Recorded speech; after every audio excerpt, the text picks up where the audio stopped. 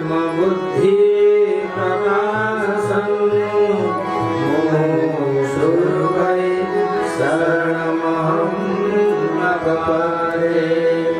यत्कीर्तनं यत्स्मरणं यदेक्षणं यद्वन्दनं यत्श्रवणं यदर्हणं लोकस्य सत्यो विदुनोति कल्मषं तस्मै सुभद्रा श्रवसे नमो नमः।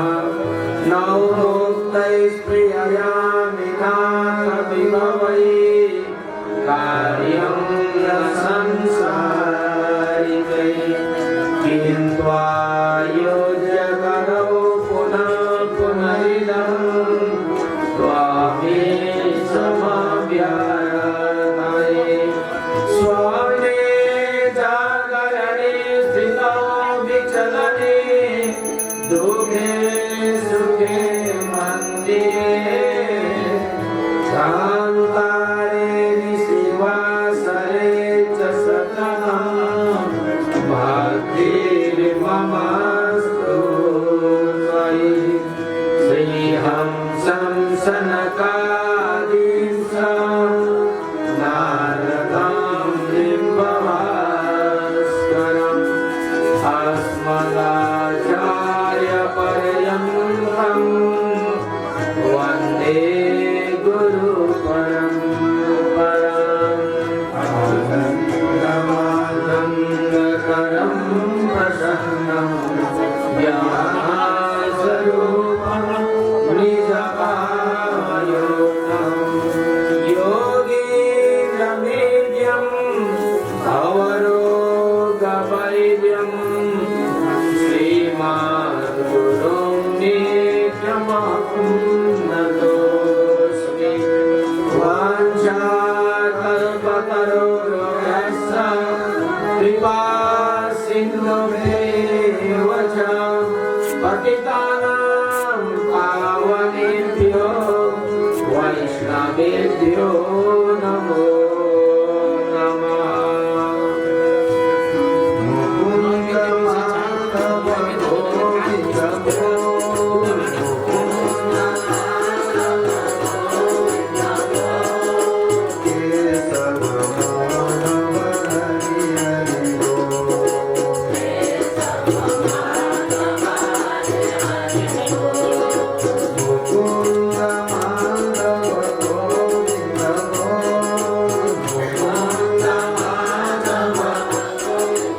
नागपत्नीहरूले भगवानसँग बिन्ती गर्छन्, हे प्रभु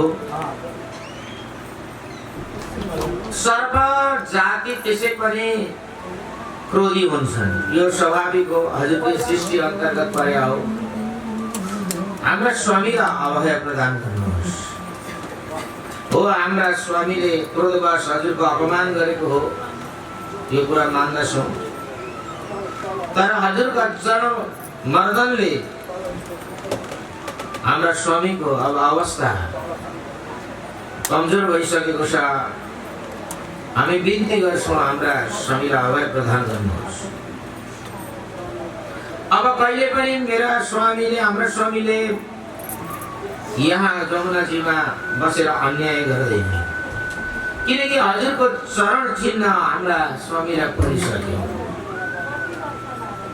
यदपाद रज प्रपन्न जो हजुरका चरणबाट चरणको रज जसलाई प्राप्त हुन्छ नि त्यस्ता व्यक्तिहरू न नाक पृष्ठम न च सार्वभौमं न पारमिष्ट्यं न रसाधिपत्यं न योग सिद्धिर पुनर्भवं वा वंशन्ति यदपाद रज प्रपन्ना।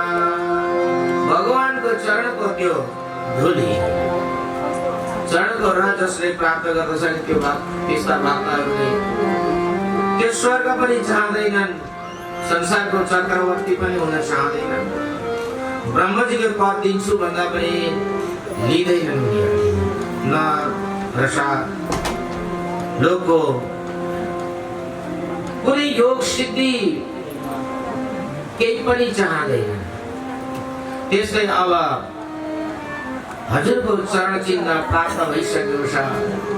अब हामीलाई केही पनि चाहिएको छैन, बस अभय प्रदान गर्नुहोस्। हजुरको चरणको स्मरण हामीलाई सदा बनिरहोस्, क्षमा गर्नुहोस् भनेर नाग पत्नीहरू भगवानसँग पुकार गर्दछन्। भगवानले भन्नुहुन्छ तिमीहरू जाऊ अब रमण लोकमा, यहाँ बस्नु हुँदैन। यो त जमुनाजी हो, म वृन्दावनमा छु। वृन्दावन भनेको भक्तिको भूमि हो। यहाँ त जो भक्त छ, भगवानको उपासना गर्दछ, त्यसका मात्रै बस्ने ठाउँ हो।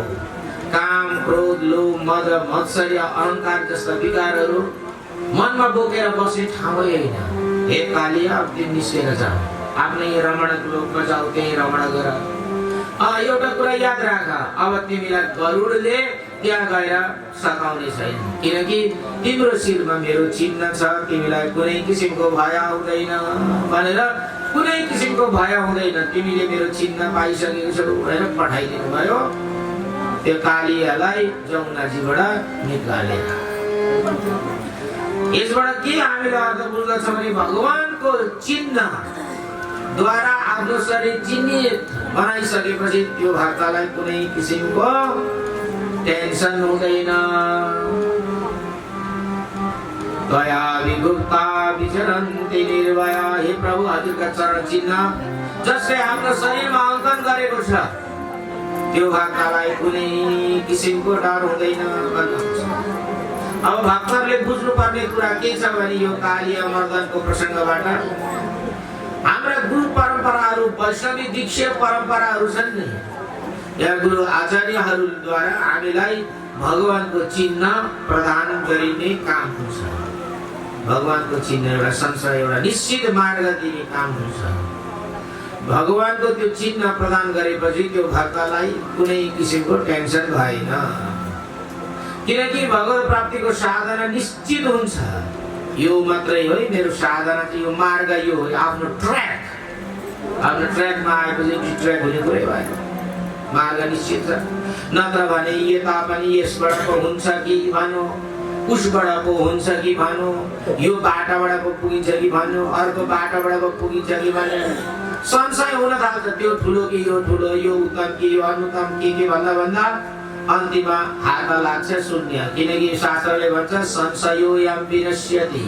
संशय गर्यो भने, भ्रम भयो भने, धेरै कुराहरू दिमागमा खेलायो भने निश्चित ठाउँमा पुग्न सकिँदैन।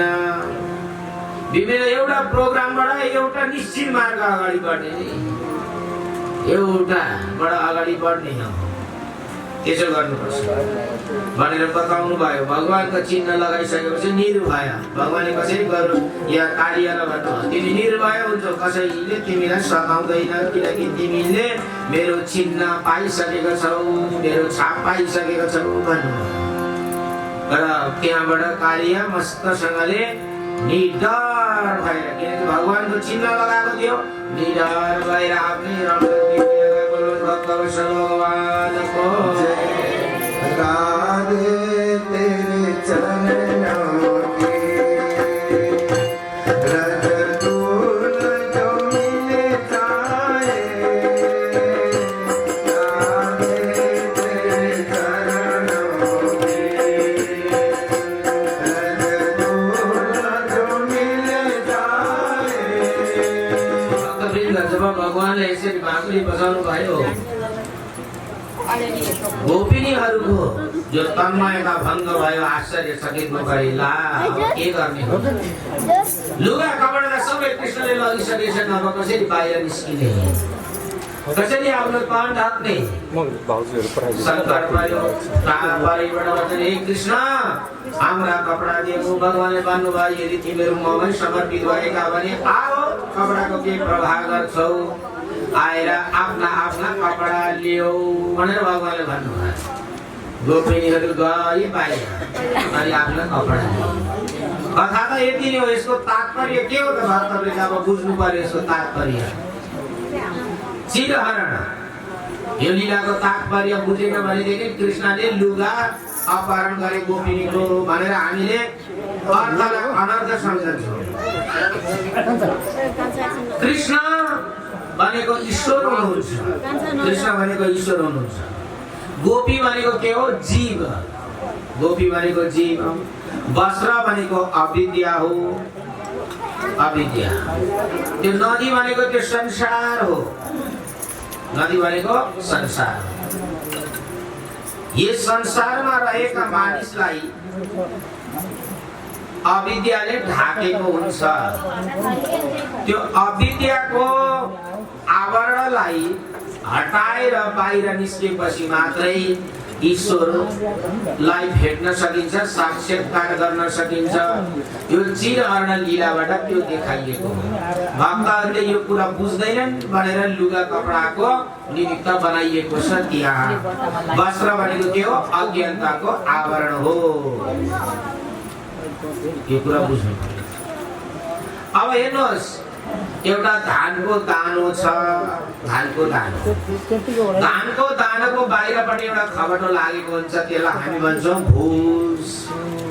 त्यो भुस रहन्जेली के हुन्छ भन्दाखेरि त्यो कुनै ठाउँमा भूमिमा रोप्यो भने उम्रन्छ, बिजनपुर हुन्छ, पैदा हुन्छ। तर त्यो भुस निकाल्यो, त्यो धानको दानाबाट भुस निकाल्यो भने त्यो के भन्छ? चामल बन्दछ। त्यसलाई भन्छौँ अक्षता। अक्षता कहाँ पुग्दछ त? अक्षता सुकिलो भगवानमा पुग्दछ। भनेपछि त्यो धान त भगवानसँग पुग्दैन। खबटो हुन्जेली, बाहिरको आवरण हुँदै बोक्रो हुन्जेली, बोक्रो भिरेको त्यो धान भगवानसँग पुग्छ? पुग्दैन। खबटो निकालेपछि मात्रै कञ्चन भएको भित्रको सङ्लो भएको वस्तु मात्रै पुग्दछ। कुरा बुझ्यो नि? संसारको खोल उडेर, अज्ञानतालाई उडेर भगवानसँग प्राप्त गर्न कहिले सकिँदैन। त्यसले गर्दाखेरि अज्ञानताबाट ज्ञानवान हुनु पर्यो। हृदय ज्ञानम न मुक्ति भनेर शास्त्रले भन्छ। ज्ञान नभइकन मुक्ति पनि प्राप्त हुँदैन। ईश्वर चिन्नु पर्यो। ईश्वर चिन्न नदिने कारण के हो? अज्ञानता हो। अज्ञानताको आवरणबाट बाहिर निस्क अनि ईश्वरको साक्षात गर्न सकिन्छ भनेर यो चिरहरण लीलाले त्यसरी बताइएको छ। बोल्नुहोस् भक्तवत्सल भगवानको। यस पछाडि भगवानका अनगिन्त लीलाहरू छन्। हामीलाई समय धेरै थोर छ। यज्ञ पत्नीलाई पनि भगवानले कृपा गर्नुहुन्छ। यज्ञ पत्नीहरूले आफूले बनाएको परिकार भगवानलाई भोग लगाउनुहुन्छ। भगवान भन्नुहुन्छ, अब तिमीहरूले भोग लगाइहाल्यो, वनमा आएर मलाई दिइहाल्यो प्रसाद, मैले पनि पाएँ, तिमी माथि कृपा गर्छौ, जाऊ तिमीहरू अब भनेर बताइएको छ। यी गोपीहरू भन्छन्, यज्ञ पत्नी भन्छन्, हजुरका चरणमा आइसकेपछि त फर्केर किन जाँदैनौँ हामी भन्नुहुन्छ। भगवानले भन्नुहुन्छ यिनीहरूलाई पनि, पछाडि तिमीहरूलाई पनि म कृपा गर्छु। म शरद ऋतु आएको बेलामा बाँसुरी बजाउँछु, तिमीहरू आउनु, त्यही आउनु। रास क्रीडा गर्ने तिमीहरूले मलाई प्राप्त गर्न सक्दछौ भनेर भगवानले त्यो एउटा सङ्केत दिनुभयो। रासमा उपस्थित हुन यज्ञ पत्नीलाई पनि उता वस्त्र हरण गरेका बेलामा भगवानले ती गोपीहरूलाई पनि निम्तो दिनुभएको छ। शरतकालीन समयमा म रास गर्छु, तिमीहरूसँग भेट्न चाहन्छु, तिमीहरूले मलाई भेट्छौ भनेर भगवानले निम्तो दिनुभएको छ। यहाँ यज्ञ पत्नीलाई पनि दिनुभयो भगवान। अब यस पछाडि भगवानले गोवर्धन पर्वतको पूजन प्रक्रियालाई अगाडि बढाउनुहुन्छ। त्योभन्दा अगाडि गोवर्धन पर्वतको पूजा गरिएको थिएन। एक दिन भगवान बसिरहनु भएको थियो घरमा। माताले रोटी पकाउनु भयो, खिर पकाउनु भयो, बाबाले उता पूजाको सामग्री तयार पारेको थियो। अनि भगवानले भन्नुभयो, बाबा आज हाम्रा घरमा के छ त भन्दाखेरि आज त इन्द्रको पूजा छ त। भगवानले सोध्नुभयो, अनि इन्द्रको पूजा गर्दा के हुन्छ त भन्दाखेरि इन्द्रको पूजा गर्यो भने पानी वर्षन्छ। पानी वर्षेपछि पृथ्वी सस्यशालिनी हुन्छन्, हराभरा हुन्छन्, अन्न हुन्छ, अनि धेरै घाँसहरू पनि पैदा हुन्छ भन्दा भगवानले भन्नुभयो, होइन होइन, इन्द्रले त आफ्नो कर्म गरेको, आफ्नो ड्युटी मात्रै पुरा गरेको। उसले आफ्नो ड्युटी गर्ने, हामीले पूजा नगरे पनि इन्द्रले समयमा पानी वर्षा त गर्नै पर्यो नि, नगरी हुन्छ र भनेर भगवानले सम्झाउनु। तिम्रो विचारमा चाहिँ के को पूजा हुनुपर्छ भने लाग्छ त भन्दाखेरि भगवानले भन्नुभयो, गोवर्धन पर्वतको पूजा गर्नुपर्छ नि। हामी त कृषक हौँ, त्यसमा नि हामी गोठाला भयौँ, गोवर्धन पर्वतले कति राम्रो घाँस दिएको छ, सालिमो दिएको छ, खरी दिएको छ, वंशो दिएको छ। त्यहीँबाट त हामीले दुधिला घाँसहरू ल्याउँछौँ अनि गाईहरूलाई दिन्छौँ। गाईहरू कति मजाले अगाउँछ, आनन्द हुन्छ। त्यहाँबाट पानी पनि आएको छ, नदी पनि छ। त्यसको संरक्षण गर्नुपर्दछ, प्रकृतिको संरक्षण गर्नुपर्दछ। बाबा एउटा किसान छ, खेती गर्नेवाला, उसले खेतीलाई पूजा गर्नु पर्दैन? उसले खेतीबाट अन्न प्राप्त गरेको छ भने खेतीको पूजा गर्नुपर्छ। उसले जसबाट आफ्नो व्यवसाय, आफ्नो वृत्ति चलेको छ, पेसा चलेको छ, त्यसको पो पूजा गर्नुपर्छ त हामीले। त्यसको पूजा गर्नुपर्छ, त्यसकै भलाइ सोच्नुपर्छ, त्यसकै संरक्षण गर्नुपर्छ भनेर भगवानले आफ्नो छेउको पर्यावरणको संरक्षण गर्नका लागि भगवानले नदेखेको देवता भन्दा देखेको देवता नै महत्त्वपूर्ण हुन्छ भनेर गोवर्धन पर्वतको पूजा गर्नका लागि, प्रकृतिको पूजा गर्नका लागि निर्देशन गर्नुहुन्छ। त्यस पछाडि सबैलाई त कृष्णले भनेको देवताको पूजा गरौँ न त भनेर गोवर्धन पर्वतको पूजाका लागि तयारीमा सबै जुट्नुहुन्छ। प्रशस्त मात्रामा परिकारहरू बनाइन्छ। गोवर्धन पर्वतका छेउमा गएर ती सम्पूर्ण सामग्रीहरूलाई राख्ने काम गर्नुहुन्छ अनि गोवर्धन पर्वतको पूजाका प्रक्रियाहरू अगाडि बढ्दछन्। सम्पूर्ण पाती अर्घ्य आरतीद्वारा गोवर्धन पर्वतको पूजा हुन्छ अनि भोग लगाउने काम हुन्छ। अनि ल आँखा बन्द गर्नुहोस्, प्रभुलाई भोग लगाऊ भनेर भोग लगाउनु भएको सम्पूर्ण भोग्य वस्तुहरू, त्यहाँ सबै वस्तुहरू, खिर पुरी हलुवा के भोग लगाउनु भएको त्यो सबै गायब भएको थियो, हराई। अनि वृन्दावनवासीले भन्नुभयो, कृष्ण तिमीले त कस्तो विलक्षण देवताको पूजा गरायो। सधैँ हामीले इन्द्रको पूजा गर्दाखेरि इन्द्रले आएर त पाउँदैन थिए त। अनि नानीहरूलाई पनि प्रसाद दिएर पाइन्थ्यो, हामी पनि पूजा सकेर प्रसाद खान्थ्यौँ। आज तिम्रा देवतालाई प्रसाद भोग लगाएको त एउटा केही पनि नरहेको सब चिरलिप्प बनाइदिएछन्, पात्र पनि छैन। के गरेको त भन्दा ऊ त्यहाँ माथि हेर्नुहोस् त डाँडामा भन्दाखेरि त माथि काकुरामा त भगवान् श्रीकृष्ण बडा बाँकेश्वरी बनाएर, ती ठाउँ बाङ्गो बनाएर बडा मस्तसँगले बाँसुरी पुगिरहनु भएको छ। वाह कृष्ण, तिम्रा देवता साक्षात्कार रहेछन्। यसरी आफू स्वयं प्रकट भएर त इन्द्रले पनि भोग लागेको प्रसाद दिएको देखेको थिएन त, आज त साक्षात भयो। देखेको त मैले भनेको देवता कस्ता रहेछन्, प्रत्यक्ष देवताको पूजा गर्न मैले भने कि भने न हो भन्यो। अब खोइ के गरौँ त, नानीहरूले घरमा जाँदा भएर पूजाको प्रसाद ल्याएनौ भन्दा हामीले के भन्नु? प्रसाद त चाहियो कृष्ण, हामीले के गर्नु? भगवान् श्रीकृष्णले भन्नुभयो फेरि आँखा बन्द गर्नुहोस् भन्नु। आँखा बन्द गर्नुभयो, माथिका कृष्ण हराउनु भयो। आँखा खोला भन्दाखेरि जिउका त्यो फेरि त्यहाँ किस्ती ती खानाहरू सबै भोग लगाएका पदार्थहरू सबै आफ्ना अगाडि छन्। जादु रहेछन् तिम्रा भगवान् कृष्ण। मान्यौँ, आज चाहिँ हामीले मान्यौँ भनेर यसरी बडा प्रसन्न हुँदै थिए। उता इन्द्रलाई रिस उठ्यो, सधैँ नै मेरो पूजा गर्ने, प्रत्येक वर्ष पूजा गर्ने, मेरो पूजा किन गरेनन् यिनीहरूले भनेर रिस उठ्नु पनि स्वाभाविक छ नि, होइन? सधैँको दसैँमा छोरालाई लुगा दिने गर्थ्यौ, सधैँको दसैँमा छोरीलाई लुगा दिने गरेर यसपालि बानी पारेका पल्काएका नानीहरूले यसपालि नदिँदा रिसाउँदैन? रिसाउँछ नि त। हो त्यस्तै सधैँ नै वर्षै पछि पूजा गरेका इन्द्र यसपालि पूजा नगर्दा खुब रिसाए। सामर्थको मेघगणलाई बोलाएर हे मेघमण्डल, त्यो ब्रजभूमिलाई, वृन्दावनलाई, गोवर्धन पर्वतका आसपासमा जाने सबैलाई विशाल भन्दा विशाल पानी पारे, यस्तो पानी पारे कि प्रलय कालमा जसरी पृथ्वी डुबाउँछ त्यसरी नै डुबाइदियो, विनाश गर भनेर मेघमण्डललाई आदेश दिए। मेघमण्डललाई आएर पानी वर्षा पार्न थाले। यति विशाल पानीको धारा पृथ्वीमा झरो, गाईहरू कराउन थाले, ग्वालबालहरू भन्छन् हे कृष्ण तिमीले के गरेको?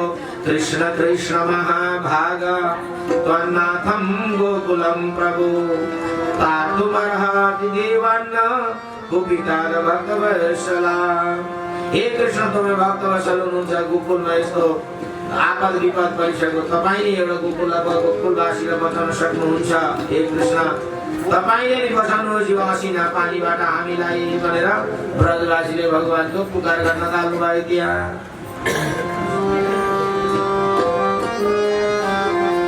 गोवर्धन गिरिधारी, गोवर्धन गिरिधारी। भगवानले गोवर्धन पर्वत उठाउनु भयो। गोवर्धन पर्वत 7 कोश विशाल थियो। 7 कोश गिरिराज वपु 7 वर्ष के श्याम 7 दिवस कर धर्यो वायो गिरिधर प्रभु 7 कोश को गिरिधर 7 कोशको त्यो पर्वतलाई प्रभुले धारण गर्नुभयो। आदमा 7 वर्षको हुनुहुन्थ्यो। 7 दिनै प्रभुले धारण गर्नुभयो र उहाँको नाम गिरिधर हुन पुग्यो। र सम्पूर्ण ग्वाल बालहरूलाई भन्नुभयो आउनुहोस् प्रवेश गर्नुहोस् यो गुफाभित्र प्रवेश गर्नुहोस् म अभय प्रदान गर्दछु।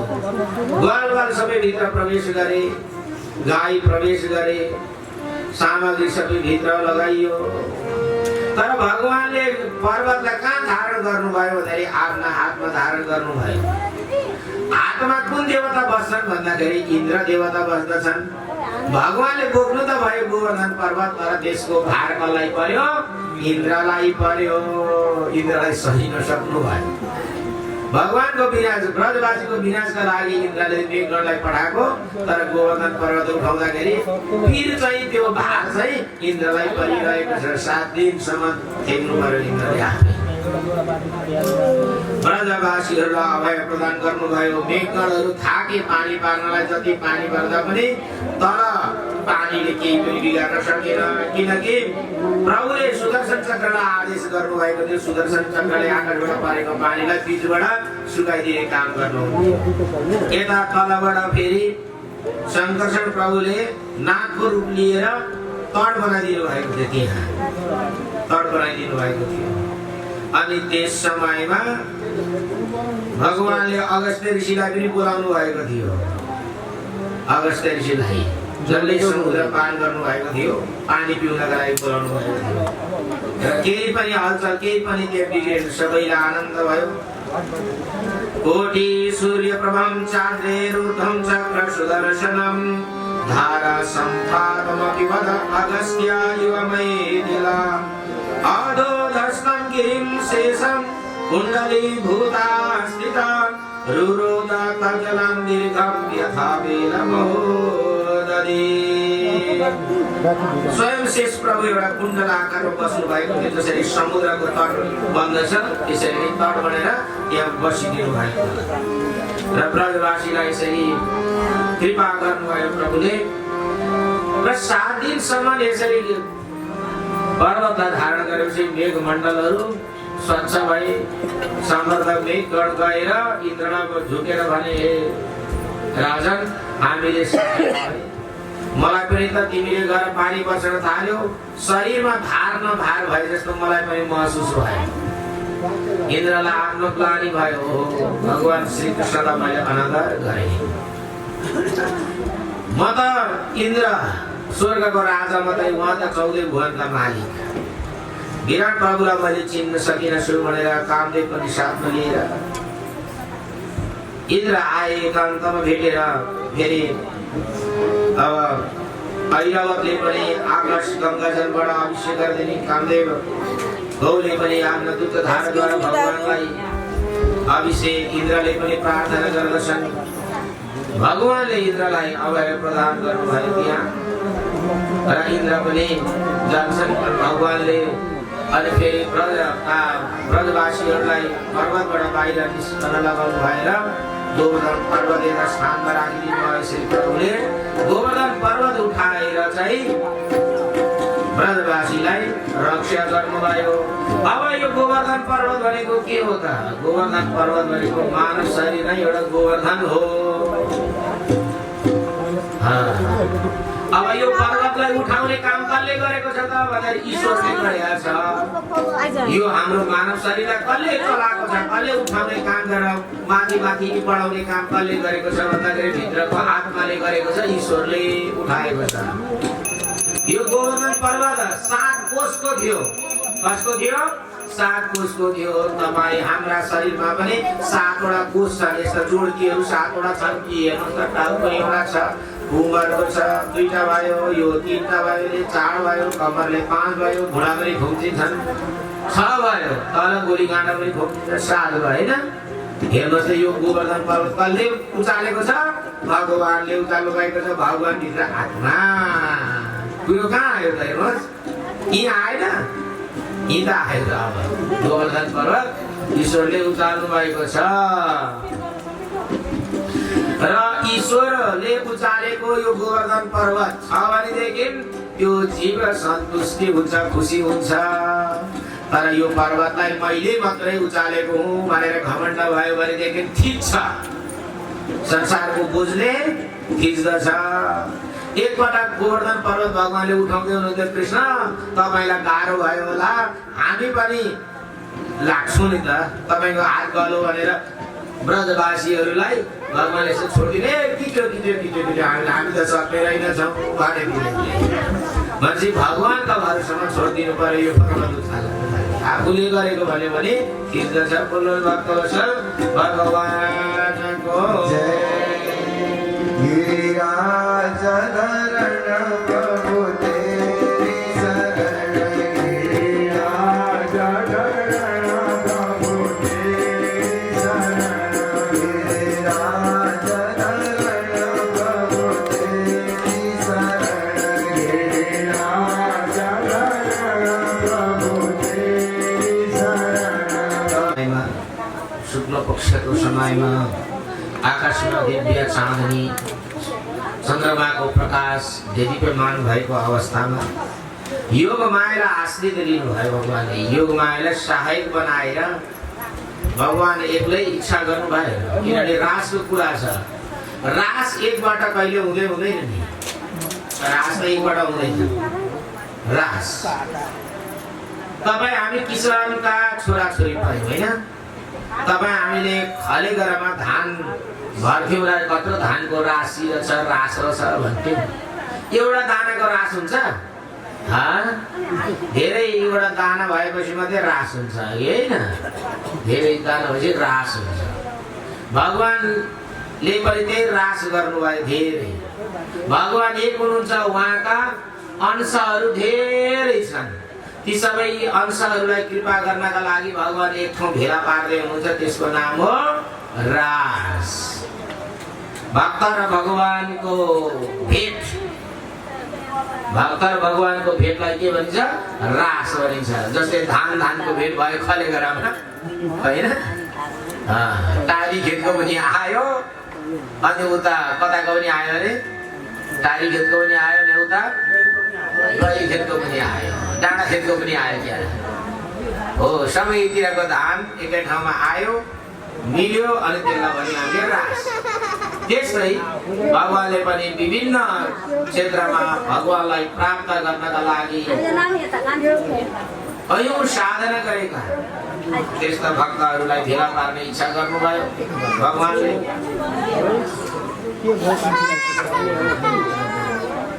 र हजुरहरूले यो कुरा बुझ्नु पर्यो रास भनेको चाहिँ के रहेछ भक्त र भगवानको भेटलाई रास हुने र भगवानले रास गर्ने इच्छा गर्नुभयो अब भगवानलाई कसले भेट गर्दछ त भन्दाखेरि जसमा भगवानको कृपा वर्षण छ त्यसले त भेट गर्ने सबैलाई कृपा हुँदै हुँदैन हुन्छ त सबैलाई हुँदैन नि जसले साधना गरेको छ जसले भगवानलाई सम्झेको छ त्यसलाई पो कृपा हुन्छ त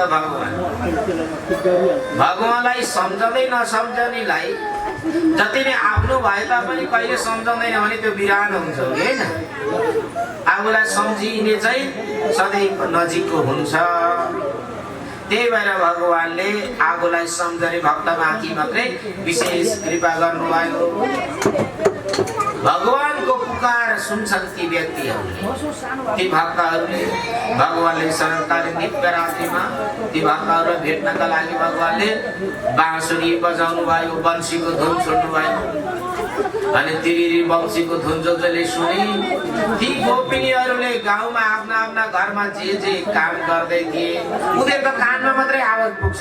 सासू ससुराको घरमा बुहारी थिए, बुहारीमा भगवानको कृपा बर्सेको थियो भने ती बुहारीका कानमा मात्रै त्यो धुन पुग्यो हैन। छोरी दिन भनेदेखि बाबा आमासँग बसिरहेको खाना खाँदै दिन भने पनि छोरीका कानमा मात्रै त्यो धुन पुग्यो, अरूकोमा पुगेन। भगवानको कृपा परेन अरूकोमा। जो जसमा भगवानको कृपा परेको थियो तिनीहरूका कानमा पर्यो। तिनीहरू के गर्दै थिए त? कोही आफ्ना नानीलाई दुध खुवाउँदै थिए, जाइको त छ्याट्टै छोडेर हिँडे। कोही आँखामा गाजर लगाउँदै थिए, एउटा आँखामा, अर्को आँखामा लगाउँछु भन्ने कुरा आएन। जतिखेर भगवानले पुकार्नु भयो, वंशीको धुन सुन्यो, तुरुन्तै छोडेर हिँडे। कोही लुगा लगाउँथे, एउटा बाउलो मात्रै लगाउँथे, त्यस्तै पुगे।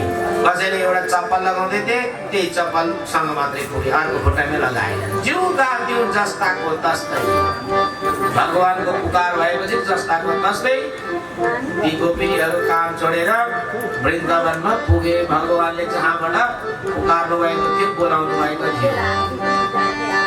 बाँसुरी बाजो कृष्णको बाजा जमुना किनारैमा। बाँसुरी बाजो कृष्णको बाजा जमुना किनारैमा। सुनेर मन पुग्यो वृन्दावनमा, सुनेर मन पुग्यो वृन्दावनमा, सुनेर मन पुग्यो वृन्दावनमा, सुनेर मन पुग्यो वृन्दावनमा। बजैछ मुरली नाचैछ माया, बजैछ मुरली नाचैछ माया।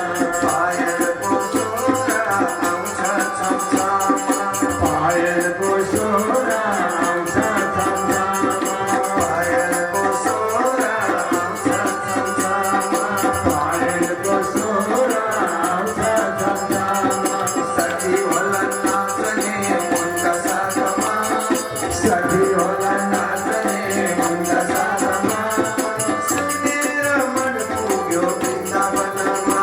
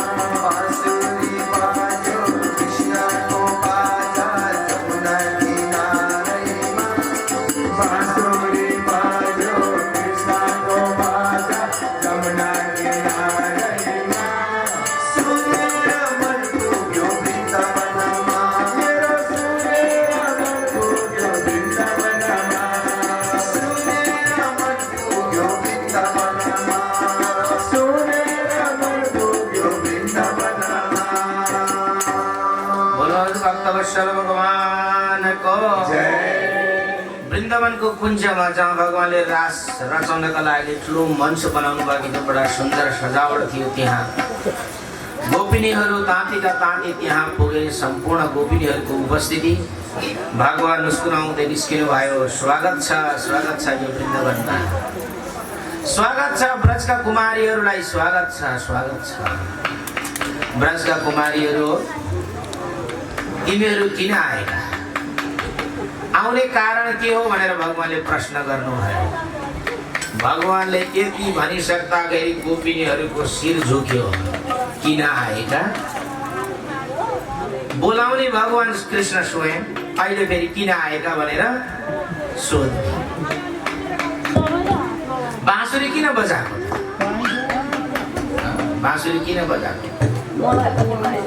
गोपिनीहरूलाई बडा मनमा दुःख लाग्यो। अब जस्तै यो सांसारिक कुरै गरौँ न, सांसारिक कुरा गरौँ। एउटा केटाले एउटी केटीसँग लभ गर्यो, फोनबाट फोन गऱ्यो, म फलाना ठाउँमा तिमीलाई भेट्न आउँछु, तिमी पनि मलाई यहाँ भेट्न आऊ है भन्दा ती छोरी बिचारी उसँग मागे गर्नेवाला बाबा आमाका आँखा बचाई भेट्नका लागि विभिन्न बहाना बनाएर भेट्न जान्छन्। अनि त्यो केटाले चाहिँ किन त यहाँ कि भन्यो भनेदेखि कति बिसाउँछिन् होला, मोबाइल फ्याँक्दिन, मोबाइल फ्याँक्दिन, फेसबुकको अकाउन्टबाट उसको नाम डिलिट, फोन नम्बर पनि ब्लक हो कि होइन।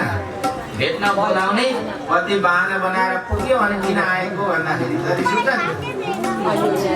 त्यसै ब्रजका गोपिनीहरूलाई भगवानले भन्नुभयो किन आएका भन्दाखेरि गोपिनीहरूको अनुहार झुक्यो। भगवान उल्टे सम्झाउनुहुन्छ, हेर तिमीहरू फर्केर जाओ ल, तिमीहरूलाई नदेख्दाखेरि माता पिताजीहरू घरमा दुःख मानिरहेको। कति त तिमीहरू विवाहिता छन्, श्रीमानहरू कति दुःख पनि दुखी बनेका होलान्, नानीहरूलाई छोडेर आयो, कति आमाहरू छौ, तिमीहरू फर्केर जाओ ल भन्दा गोपिनीहरूले भने हामी त घर परिवार छोडेर आयौँ, घर बार छोडेर आयौँ, घरको बारलाई त्यागेर छोडेर आयौँ, भागेर आयौँ। जेलबाट बन्दी भागेपछि फेरि फर्केर गयो भने कति ठुलो टचर हुन्छ है। त्यसले गर्दा हामी फर्केर जानेवाला छैनौँ। गोपिनीहरूले भने पादौ पदम न चलतस्तव पालमु पादमूलाज, हामी हजुरको चरणलाई छोडेर 1 इन्च पनि अलग हुन चाहँदैनौँ, हजुरको चरणमा आएका हौँ हामी भन्दै एकजना गोपिनीले अब जानेवाला छैनौँ, किन बोलाएको त, अब जानेवाला फर्केर जानेवाला छैनौँ। ती पतिहरूलाई सबै छोडेर हिँड्यौँ हामी, त्यो घरमा फर्केर जाँदैनौँ हामी। त्यो सांसारिक पतिहरूलाई त्यागेर आयौँ हामी भनेर बताइदिए। बोल्नु भक्त वैष्णव भगवानको जय। त्यसरी गोपिनीले भने हजुरका चरणलाई छोडेर त हामी त जाँदैन। अर्की गोपिनी उठेर भने प्रभु म एउटा प्रश्न सोध्छु, उत्तर दिनु है। के छ त तिम्रो प्रश्न भनेर सोध्नुभयो भगवान। हेर्नुहोस्, एउटी युवती छ, विवाह गरी एउटा पुरुषसँग, तर त्यो आफ्नो पुरुष चाहिँ म पैसा कमाउन गएँ है त भनेर पैसा कमाउनका लागि परदेश हिँड्छ। उनकी श्रीमतीले उनको तस्बिर घरमा राख्छिन् र त्यसैलाई नै मेरो श्रीमान हो भनी ठान्छिन् र आफू पनि आकै श्रीमानसँगै बसिरहेको छु भनेर सोचिराखी हुन्छ। तर उसको शरीर त यहाँ हुँदैन, तस्बिर मात्रै छ, तर त्यही तस्बिरलाई र परदेश गएको पति छ, उसको सम्मानमा घरमा तस्बिरलाई हेरेर बसेका हुन्छन्। अनि एक दिन त त्यो तस्बिरमा धुलो लाग्यो भनेर यसोसँगले धुलो पुस्दै पनि थिइन्। त्यही फोटो हेरेर मक्ख परिरहेकी थिइन्। श्रीमान आएको थाहा पाइन्, बाहिरबाट घन्टी बजाए ढोकामा। अब प्रभु हजुर नै भन्नुहोस्, अब ती युवतीले त्यही तस्बिरको धुलो पुस्दै रहन् र तस्बिर हेरेर आफू मुस्कुराउन् कि आफ्नो ओरिजिनल पतिलाई, ढोकामा आएको पतिलाई। गएर ढोका खोल्नु त लु भन्नुहोस् त भन्दाखेरि ओरिजिनल पतिलाई नि ढोका खोल्नुपर्छ नि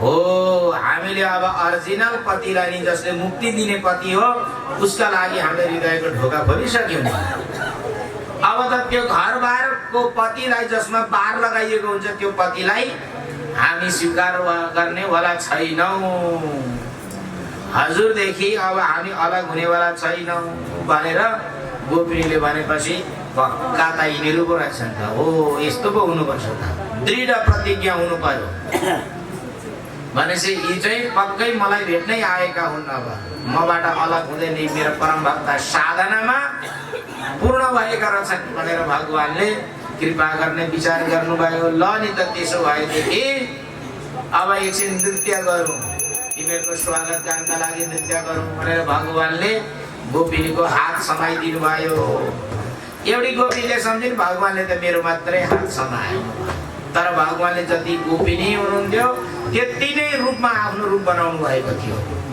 तर ती गोपिनीहरूले देखेनन् अरूलाई भगवानले आफ्नो मायाबाट त्यसरी अरूलाई भुल्याइदिनु भयो किनकि भगवान आउँदाखेरि योग माया उपासिता योग मायालाई साथमा लिएर आउनु भएको थियो त्यसले गर्दा गोपिनी सम्झिने भगवानले त मलाई मात्रै समाउनु भयो मसँग मात्रै भगवानले नाचिरहनु भएको छ अरूलाई त देख्दै देखेन सबैमा गोपिनीहरूलाई त्यही भान भयो गोपसँगले भगवानले नृत्य गर्नुहुन्छ गोपिनीमा त्यस्तो घमण्ड आयो भगवान मैसँग मात्रै हुनुहुन्छ मैसँग मात्रै हुनुहुन्छ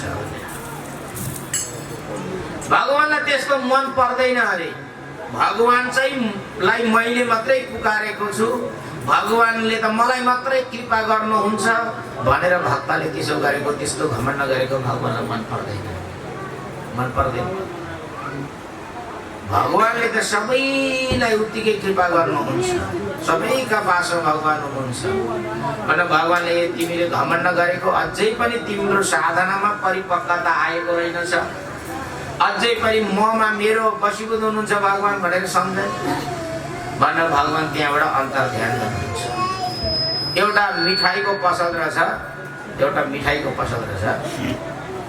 त्यो मिठाईको पसलमा ती विभिन्न प्रकारका ती मिठाईहरू एक आपस्तमा म ठुलो र म ठुलो भनेर घमण्ड गर्दो रहेछ जुलेबी भन्दो रहेछन् म पो ठुलो हो त मलाई ग्राहकले मिठो मान्छन् बिहान देखेको छु सबैभन्दा बिहान जुलेबी खानेको भिड कति लाग्छ अनि त्यहाँदेखि बर्फीले भन्छन् खुब खुइलाउँछस् म पो मिठो लाग्छु त ग्राहकहरूको लागि जहाँ पार्टी भयो म त प्याकेटमा सजाएर पुग्छु त दुनामा म त किस्तीमा सजाएर पुग्छु अर्कोले रसमुहालले भनेछ हो मलाई पो मान्छन् त म त डब्बामा झन् विशेष किसिमले मान्छेको घरमा पुगेको हुन्छु विशेष किसिमले तिमीहरू त छिटै सड्दछौ नि तर मलाई त विशेष किसिमको प्याकेजिङ गरे हुन्छ भनेर यसरी खुबसँगले मलाई मिठो मान्छन् ग्राहकले मलाई मिठो मान्छन् गफ गर्छन् परा चिनीको बोरा चाहिँ पराबाट हेर्दै हाँसिँदो रहेछ खुब तिमीहरूलाई मिठो मान्छन् यदि तिमीबाट मेरो गुलियोपन हटाइदिने भने तिमीलाई कसले किन्दछ मेरो रस मेरो मिठास भरिएका छौ र पो तिमीहरू गफ लगाउँछौ त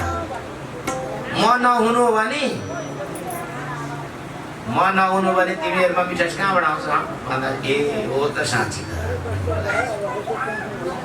त्यस्तै गोपिनीहरूले पनि के सम्झे भने कृष्ण त मसँग हुनुहुन्छ अर्काले सम्झ मसँग मात्रै हुनुहुन्छ भगवान कृपा मलाई मात्रै भयो भनेर यसरी आफूमा घमण्ड गरिरहेको थियो भगवानलाई त्यो घमण्ड ठिक लागेन भगवानले आफ्नो स्वरूप हराइदिनु भयो के भगवानले हराइदिनु थियो आफ्नो स्वरूप आफूले एउटा पिताम्बर लगाउनु भएको थियो त्यसले माथि यस्तो घुम्टो बनाइदिएर सखी जस्तै बनिदिनु भयो यति गरिदिनु भयो भगवान हराएको जस्तो भयो अब नपाउन्जेली मान्छेलाई त्यो वस्तु पाउनका लागि कति गाह्रो हुन्छ नि त्यो वस्तु पाएदेखि हुन्थ्यो पाएपछि फेरि